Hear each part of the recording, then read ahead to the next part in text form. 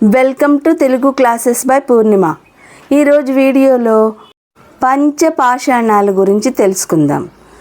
పంచపాషాణాలు అంటే పలకడానికి కష్టంగా ఉండే పద్యాలు. పంచ అంటే 5, పాషాణము అంటే రాయి. రాయి లాంటి కఠినమైన పద్యాలు అని అర్థం.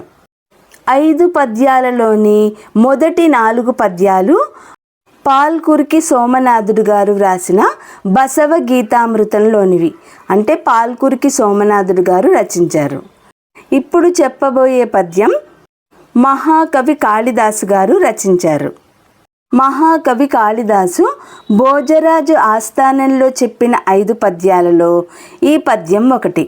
షడ్జామర్జకరాజ్య వీర్య వసుధార్జాలాంచ మడ్గాకరే జడ్జట్ కిట్కి ధరార్జరేట్పణగణః కడ్జోత వీర్యద్భ్రమా వీర్యాలుడ్భ్రమలుట్ప్రయట్రియ పదార్ఘ్య డడ్రద్గ్రహ పాదౌటేత్పట్టట్ప్రటట్ప్రటట్రస ప్రఖ్యాత సఖ్యోదయా.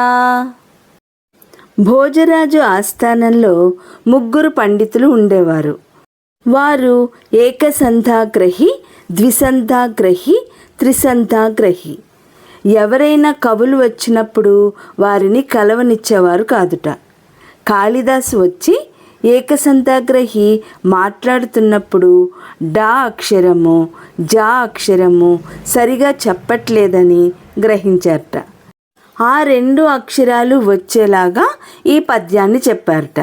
అప్పుడు భోజరాజు ఆశ్చర్యపోయి చుట్టుప్రక్కల ఉన్న భూభాగాన్ని మొత్తం కాళిదాసుకి బహుమతిగా ఇచ్చారట.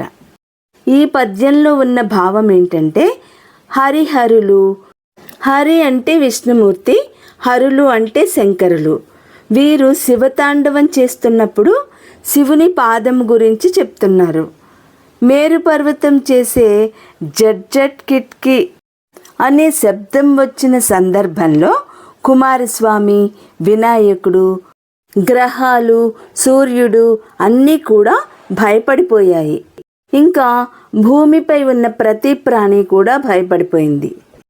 హరిహరుల పాదాలు మిమ్ములను రక్షించుగాక అని భావం. ఈ వీడియో లైక్ చేయండి, షేర్ చేయండి. మరిన్ని ముఖ్యమైన వీడియోల కోసం సబ్స్క్రైబ్ చేసుకోండి.